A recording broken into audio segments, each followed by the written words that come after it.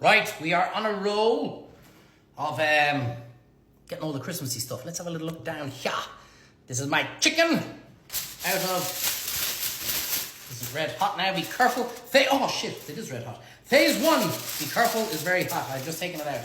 Look, no color. This is your turkey. This is perfect.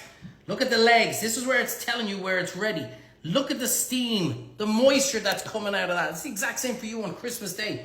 That is exactly what, actually, I'm amazed. I'm amazed. Hang on a second, turn this around because it's literally straight out of the oven. My stuffing, the skin didn't burst. I was full sure it was going to burst with the chicken because there wasn't much on it. Here's how we look. See the leg, the way it's loose. It's nearly there. And now what we do is, don't forget, that was in the oven, 2 hours no matter how big your turkey is. And now is where you check afterwards. We give it about 45 minutes. We'll check an hour. We'll check for the turkey. This chicken will probably be about 25 minutes. I'm doing a full crown of turkey, exact same way. Get yourself a thermometer, turkey. You want it at 70 degrees in the thickest part of the breast. So what I do is, if I was doing that, I'd take it out at 65 degrees and let it rest, and it'll continue to heat through to 70. Because if you take it out when it's 70, it'll go up to 80, and then all of a sudden it's dry, right? I'm doing one simple breast of turkey. There's only 3 or 4 of us. I do it the exact same way, but obviously half the time. But I'd be checking maybe half an hour like that. Probe it, depending on how big the turkey, how thick the turkey is. You want the thickest part of the middle, of the breast, and of the leg to be at 70 degrees. Anyway, look, that's exactly what I want. Now I take off my steam done. That chicken is nearly done in about an hour already. I've turned up the oven to 180. Do you need to see me put it into an oven? Well, sure, look, we might as well. Isn't that what we're doing? So we bring it over, and the turkey on Christmas Day goes back in. And on Christmas Day, I'll be checking it after an hour. I'll be checking it after, probably after 45 minutes. Chicken, woohoo, into the bottom of the oven. You wonder why I have a big red head on me. Because I have my head in the oven nearly all day. So that's 100, do you understand the concept of it now, right? So we steamed it at a lower temperature. The fact that we created that dome of the tinfoil, by the way, the video of this is before this one, so check it out.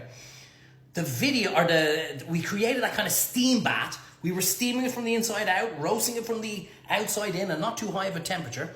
We've no color on it. And don't forget, lads, there's no butter or anything in there. No, I just put it straight back in. Now we put the temperature up to crispen it up and to finish off the cooking process. And now the turkey is kind of going, well, I'm used to this heat. Another 20 degrees is fine. It's not kind of evaporating or getting rid of all the juice that's in the turkey.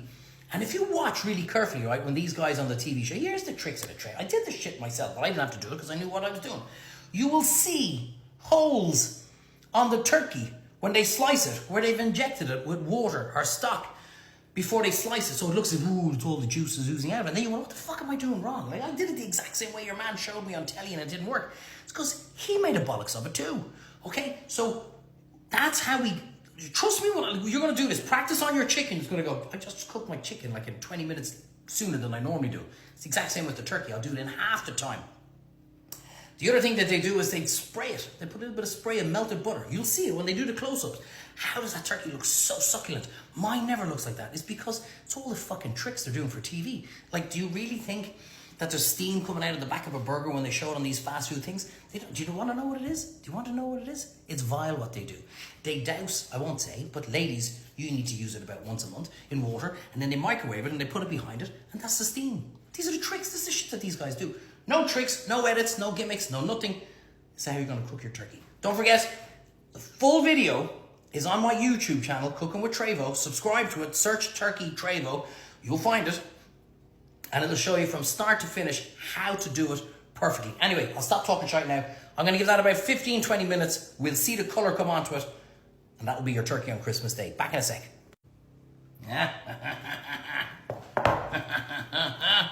Wait until you get a load of that bad boy. That was my third chicken. That was about 20 minutes ahead of the one I just showed you. Look at the colour that's come on it. Here's how we know, right? I don't have a thermometer.